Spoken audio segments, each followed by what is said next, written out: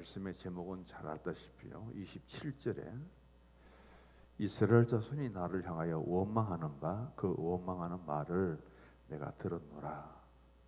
참 원망을 많이 했는데 하나님 여기서 주신 말씀은 어느 때까지 내가 참느냐, 어느 때까지 참아야 되느냐, 이 말씀을 하면서 이제는 더 이상 원망의 말을 내가 참을 수 없다 하는 그 말씀을 더하여 주시고 있죠.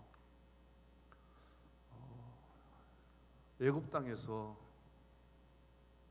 정상적인 생활을 살지 못했던 이스라엘 백성들 430년 동안 그들은 노예와 종의 생활을 하게 됩니다. 그리고 애굽 땅에서 가나안 땅까지는 거리가 직선으로 600여 킬로, 이들이 걸었던 거리가 600킬로죠. 직선으로는 그렇게 되지 않습니다. 이스라엘 백성들이 40년 동안 광야를 거쳐서 요단강을 건너고 가나안까지 들어갔던 걸었던 길을 600km로 그렇게 전하고 있습니다. 그 600km의 자리에까지 작게는 이사를 한다고 생각하고 크게는 이민을 간다고 생각해 보시기 바랍니다. 조상과 더불어서 430년 동안 살던 애굽 땅을 떠나서 이사를 하고 이민을 가는데 40년이 걸린다고 하면은 누가 그렇게 출발할 수 있겠습니까? 요즘처럼 교통수단도 좋은 것도 아니고 순수하게 걸어서 내 발로 밟고 그 땅까지 가야 되는 이사다. 그런 이민이 이제 시작된다. 몇 사람이나 출발할까요? 가장 오랜 시간을 통해서 이사한 백성들은 이스라엘 백성들이고요. 가장 오랜 시간 그리고 발로 친히 걸어서 이민을 간 백성들은 이스라엘 백성입니다. 애굽에서부터 출발합니다. 홍해를 건넙니다. 그리고 수루 광야가 나오죠. 그리고 신 광야가 나옵니다. 또 바란 광야가 나와요. 신 광야에 머물 때에 바로 시내산에서 모세가 하나님께로부터 십계명 율법을 받는데 그때까지 걸린 시간은 3개월입니다. 그런데 오늘 민수기 13장 14장에 통해서 가데스 바네아라는 곳에 도착할 때는 만 2년이 걸리는 거예요. 신명기 1장 19절을 보면은 이 정탐꾼을 보낸 장소가 어디냐면은 가데스 바네아라는 곳입니다. 그러면 정탐꾼 12명이 들어갔던 그 길로 가나안 땅에 들어가면은 2년 만에 이스라엘 백성들은 가나안에 들어갈 수 있습니다. 600km의 거리를 환산해 보면은 정상적인 사람이 걸으면은 한 달이면 족하다는 거죠. 그래서 노인과 어린 아이들이 있다고 칠지라도 2달 내지 석 달이면은 들어갈 수 있는 그런 거리입니다. 600km가 보니 대단히 먼 것 같죠. 그래서 40년을 한번 나눠 보시기 바랍니다. 1년에 몇 킬로를 걸었을까요? 1년에 걸어간 거리가 15km예요. 그걸 갖고 또 한번 나눠 보시기 바랍니다. 그러면 한 달에는 얼마를 걸었을까요? 1.25km밖에 못 걸어요. 도대체 그 길이 어떤 길이기에 한 달 동안 10오리도 못 걸을 만큼, 심리가 오리도 못 걸을 만큼 그렇게 더디게 갔을까요? 1년을 걸어가는데도 12.5km밖에 못 갑니다. 그런 거리를 하나님이 친히 인도하셨다. 가장 위대한 지도자 모세가 인도한다. 왜 그렇게 오래 걸렸느냐 하면은 바로 훈련시키기 위해서, 연단시키기 위해서. 종의 굴레를 벗어나지 못한 이 백성들, 광야의 길을 가며 40년 동안 연단하고 훈련시키지 않고 가나안 땅에 그대로 들어갔다가는 가나안 백성들을 이길 수가 없습니다. 그래서 가데스 바네아에서 민수기 13장 14장에 12정탐꾼을 보내는데 하나님이 모세에게 명령을 내리는 거예요. 너희 공동체 속에 12명을 각 지파별로 세워라. 그리고 그들을 먼저 가나안 땅에 보내봐라. 며칠 동안? 40일 동안. 적어도 모세에 당하면은 각 지파의 대표입니다. 가장 리더예요. 가장 지도자들이에요. 그들을 똑같은 장소에 똑같은 방법으로 12명이 같이 갔습니다. 그리고 그 전당군들이 돌아와서 가나안 땅에 대해서 어떤 평을 하느냐, 하나님은 그것을 듣고 싶었고 그것을 보고 싶었던 거예요. 그래서 12명이 출발도 같이 하고 가나안 땅에도 같이 들어가고 40일 동안 가나안 땅에 같이 살았습니다. 한 사람도 다친 사람 없고 한 사람도 문제가 없어요. 그리고 올 때는 가나안 땅에 포도송이를 두 사람이 어깨에 메고 올 만큼 그런 모습으로 그들은 다시 귀환합니다. 정탐은 성공적으로 하고 왔지요. 문제는 결과예요. 우리는 모든 것들을 결과를 두고 보아야 되는 거예요. 5달란트, 2달란트, 1달란트를 주면서 그때부터 주인이 상을 주신 것이 아니라 그것을 하여금 갑질로 남기는 것을 보고 결과적으로 칭찬하고 상 주시는 거예요. 열정을 불러서 한 문화씩을 다 주었습니다. 줄 때 어떤 상을 미리 예비한 것이 아니라 다 마치고 결과적으로 10문을 남기고 5문을 남기는 종들에게 상을 베푸시는 거예요. 출발은 좋습니다. 12지파의 대표들이에요. 하나님의 명령을 모세가 받고 모세가 이들을 선정해서 보냈는데 돌아온 결과가 무엇인가? 거기서 여호수아와 갈렙의 말과 나머지 10지파의 대표들의 말이 어쩌면 그렇게 달랐을까? 똑같은 장소에 똑같은 영역에서 똑같이 40일을 살고 똑같이 정탐을 했는데 돌아와서 하는 말은 왜 그렇게 달랐느냐는 거예요. 자, 그런 지도자들이, 리더자들이 그렇게 말을 상반되게 했다면은 그 많은 백성들은 누구 말을 따라갔느냐? 누구 말을 더 믿었느냐? 그 말을 믿고 난 뒤에, 듣고 난 후에 그들의 반응은 어땠느냐? 이게 바로 오늘 말씀의 핵심이에요. 13너로 말하기를 그 가나안 족속 중에서 아낙 족속들은 엄청나게 키도 크고 장대하고 네피림이다, 장수들이다. 거기에 비하면은 애굽을 출발해서 지금 이 광야길을 2년 동안 걸어온 우리들의 지치고 피곤한 모습을 보면은 그 장수들 앞에 우리는 메뚜기다. 밟아버리면 다 죽는다. 그래서 가나안 땅에 들어가서 그 부족들과 싸우고 이기고 우리가 그 땅을 점령한다는 것은 도저히 불가능하다. 못 들어간다. 들어가면은 우리는 그들의 칼에 다 죽는다. 성경 말씀이 다 나와 있지만은 읽을 시간이 없거든요. 그럴 바에는 차라리 여기서 지난 2년 동안 고생을 많이 했지만은 여기서 애굽으로 다시 돌아가자. 그렇게 말합니다. 그런데 갈렙의 이야기를 들어보면요, 아니다, 내가 보니까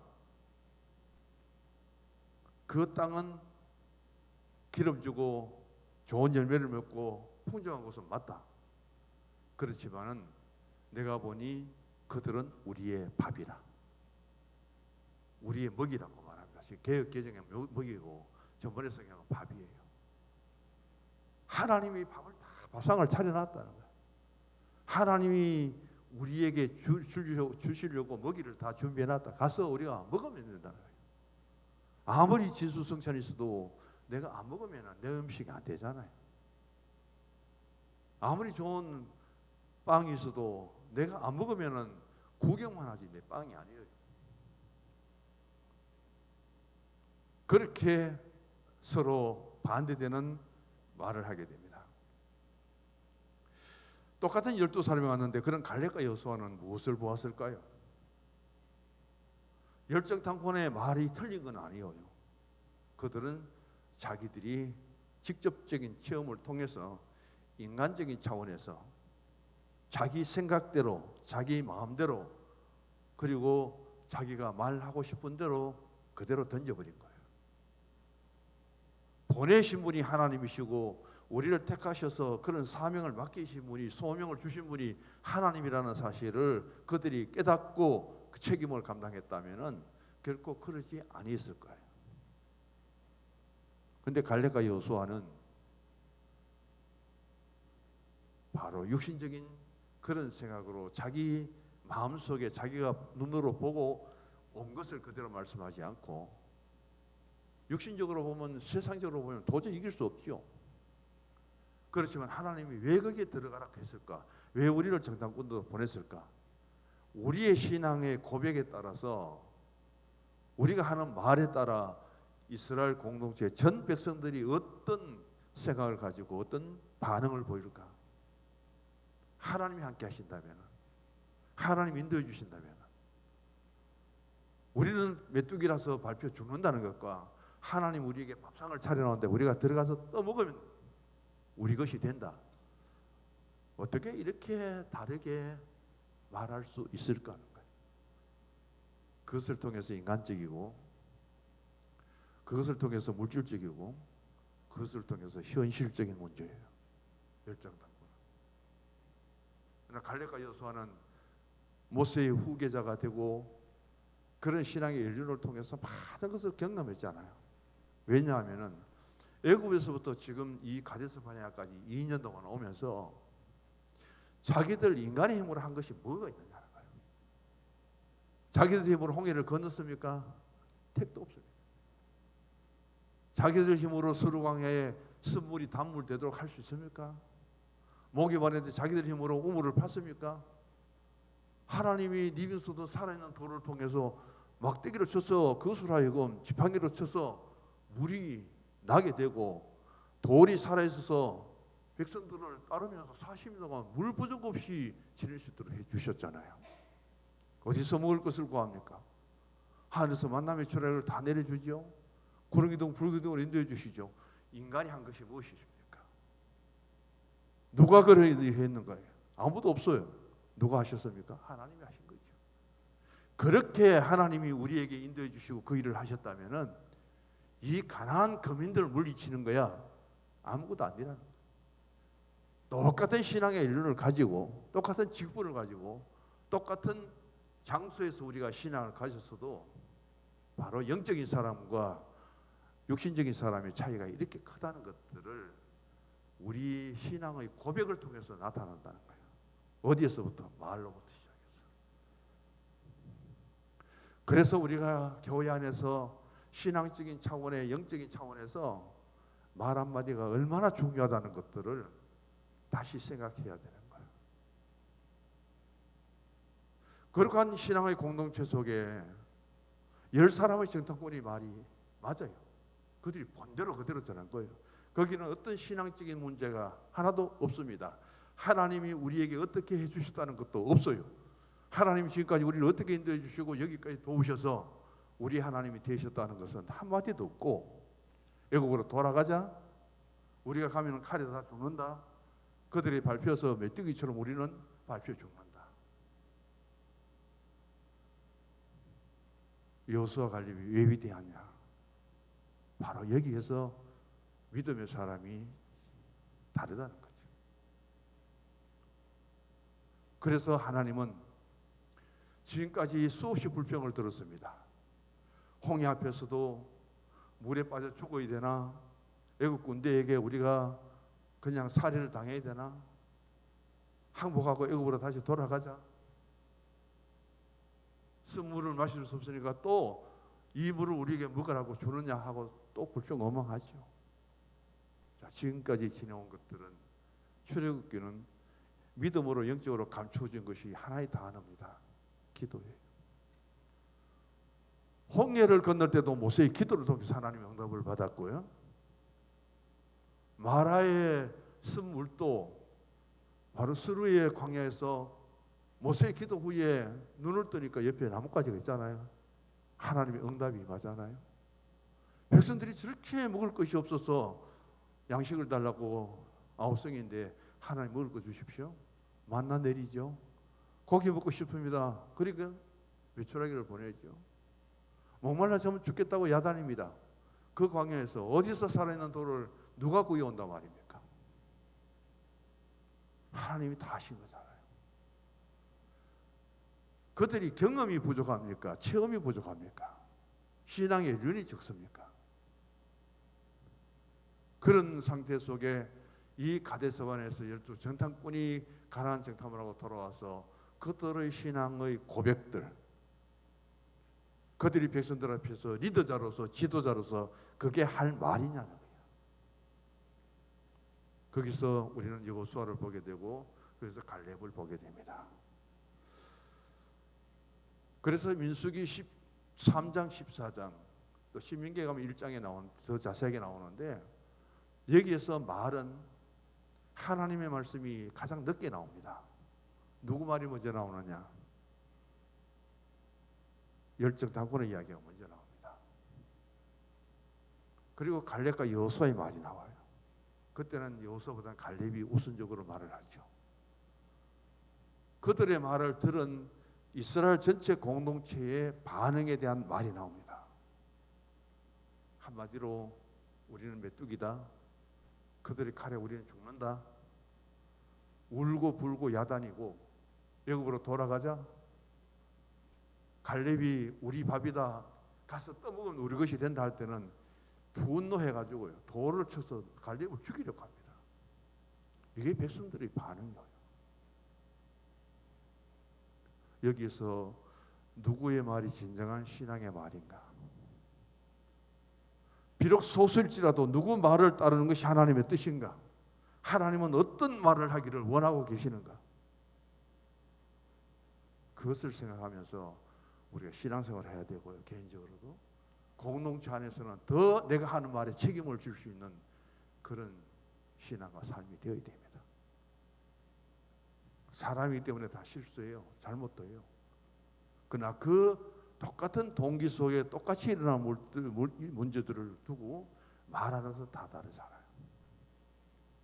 그 말을 통해서 영적으로 신앙적으로 깨닫고 공동체가 화합하고 일치를 이루는데 우리가 중심을 이루어야지, 내가 가진 불평원망을 쏟아부음으로 공동체까지 어렵도록 만드는 그런 일들은 우리가 말을 금하는 것이, 조심해야 되는 것이 얼마나 유익하다는 것을 보여주죠. 저는 마스크를 끼면서 그런 생각을 참 많이 했어요. 입만 열면 우리가 늘 말하지만은 마스크를 끄고 이야기하면 이 모양이 안 보여요.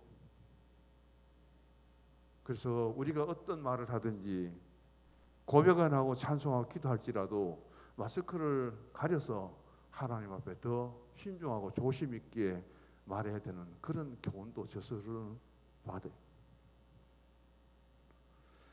이런 것들을 통해서 오늘 우리는 여기에서 생각해야 될 것은 바로 이스라엘 공동체가 오늘의 교회 공동체입니다. 오늘 여기 나오는 12 정탐꾼은 일반 평신도가 아니에요. 완전히 지도자입니다. 기관을 이끌어가고 구역을 이끌어가고 교회를 이끌어갈 수 있는 리더의 자리에 서 있는 사람이에요. 이번 돌아온 주일이 두 번째 주제가 바로 리더를 따르자는 이야기입니다. 애굽 땅에 있던 이들이 누구의 말을 들었느냐? 모세의 말을 들었잖아요. 그리고 그 모세의 지시를 따라서 12 정탐꾼이 세워졌잖아요. 모세는 또 누구 말을 듣냐? 하나님 말씀을 듣죠. 그런 것들을 통해서 이제 리더인 나에게, 지도자인 나에게 하나님의 명령이 떨어졌다면, 내가 그 일을 했다면은 내가 거기에 대한 결과 보고를 잘해야 되는 거죠.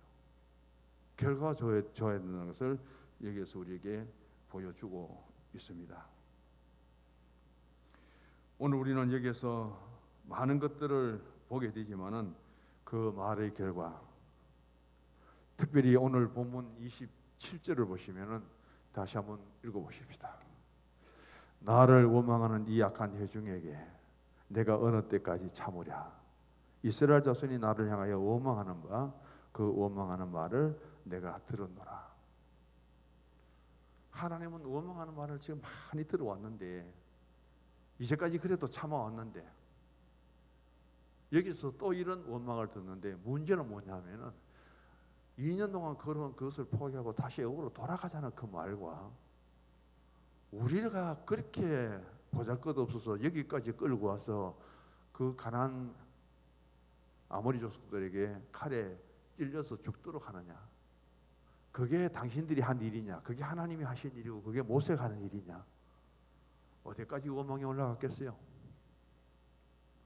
이 광야 끌고 와서 2년 동안 죽도록 고생시키는 그 하나님, 그런 악한 상황 속에서 지도자로서 오늘까지 끌어온 모세, 거기다가 함께 자신들과 더불어 원망을, 불평을 쏟아부어야 될 그 사람 중심에 있는 갈렙이 저들과 전혀 다른 말을 하니까 갈렙이 미워서 죽겠는 거예요. 이런 것을 우리가 생각해 보면서 민수기 13장 14장, 시간 나시면은 가셔서 신명기 1장 읽어보시면은 바로 이 가데스 바네아에서 12장탄꾼의 그 역할과 그 결과에 대해서 자세하게 나옵니다. 오늘의 신앙의 자리에서 누가 리더자입니까? 누가 지도자고 그런 자리에 서야 되겠습니까? 그런 것들을 보면서 우리가 2022년을 새롭게 출발했는데, 우리 자신들을 다시 한번 돌아보고 하나님 교회의 좋은 지도자가 되도록, 리더자가 되도록 기도하고, 그런 신앙의 결과가 아름답게 드러날 수 있도록 하나님 앞에, 교회 앞에 설 수 있기를 바랍니다. 그럴 때 함께하는 공동체가 지도자를 믿고 리더자를 믿고 따라올 수 있도록, 불평 원망이 아니라 감사하면서 살아갈 수 있도록,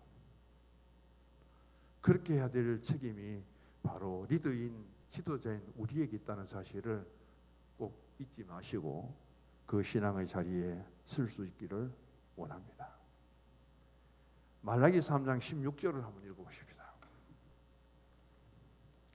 구약 마지막 마태복음 앞입니다.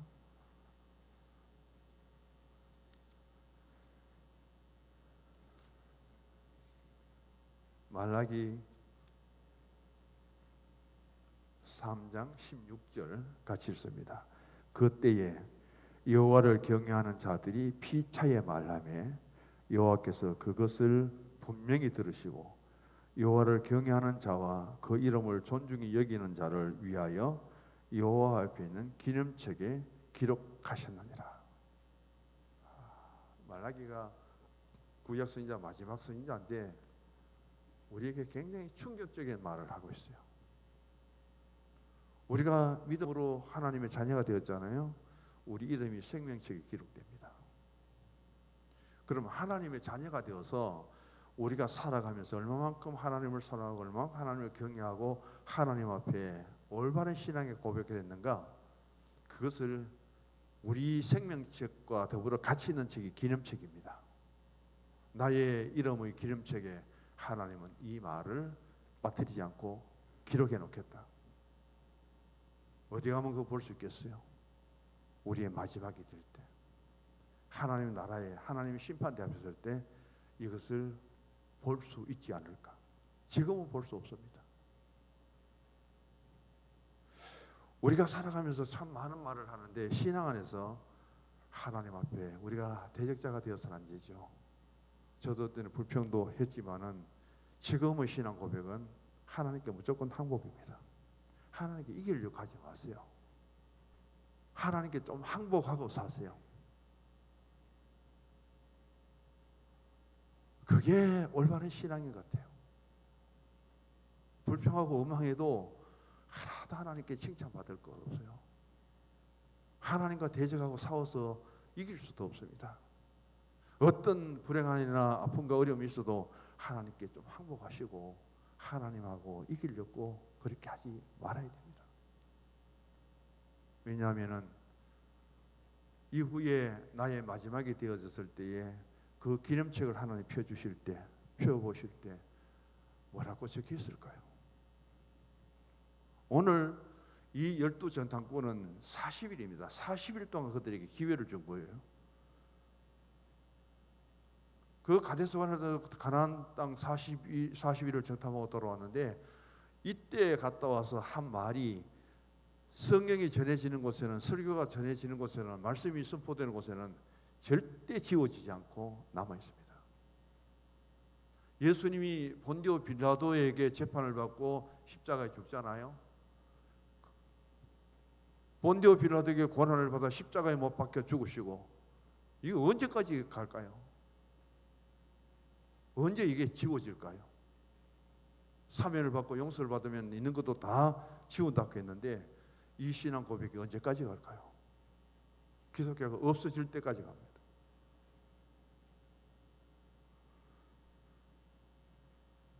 하나님이 마지막 우리에게 들으시는 말씀이 있습니다. 빌립보서 4장 6절에서 7절까지도 보아야 되는데 지나갑니다. 빌립보서 4장 6절과 7절을 집에 가셔서 한번 읽어보시면 좋겠고요. 결론적으로 말씀을 드립니다. 하나님은 우리가 하는 말을 다 들으시는 분이시다.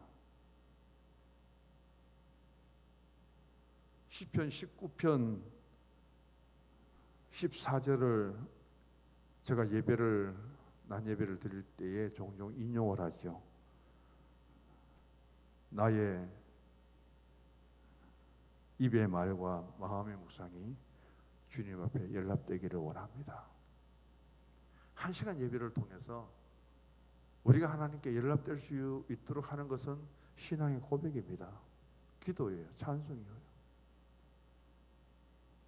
많지 않은 예배 순서 한 시간이면 끝나는 그 예배 중에 내 입의 말과 내 마음의 묵상이 고백되어지고 하나님께 드려지는데 그게 하나님께 상달되고 연락될 수 있는 것인가, 하나님이 거역하는 것인가, 싫어하시는 것인가, 그걸 가장 먼저 하나님께 고백하고 이 예배에 들어가자는 것이 바로 신앙의 부름의 시작입니다.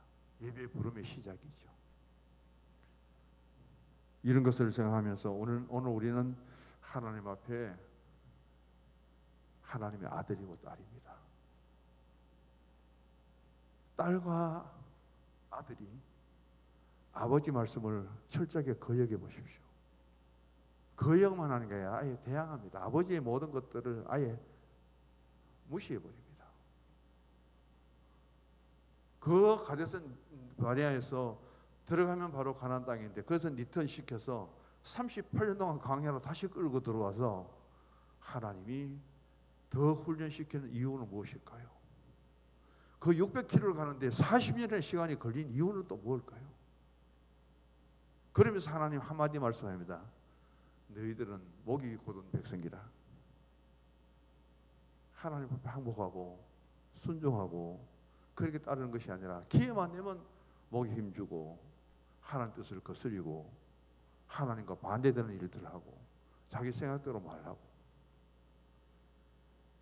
왜 사사기가 사사시대에 그런 정치, 문화, 종교, 사회 모든 것들을 리드하고 이끌어가면서 그렇게 혼란스러웠고 하나님의 매를 많이 맞고 하나님 도움을 받아야만 살 수 있었는가? 그 시대 사람들은 자기 소견에 옳은 대로 자기 마음대로 했다는 거예요. 자기 생각대로 했다는 거예요. 그때부터 하나님께서 책임을 묻습니다. 그리고 그들이 잘못한 것을 고백할 때 하나님 와서 도와주시는 거예요.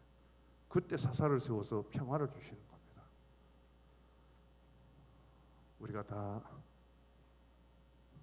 큰 무리 없이 지내지만은 오늘 이 말씀을 통해서 목사님 저부터 다시 자기를 돌아보고 이제 리더자가 되고 지도자로서의 마지막 우리에게 남은 일들, 그 결과를 통해서 하나님께 칭찬받고 하나님께 상급받을 수 있는 그 일들만 우리에게 남은 것 같아요.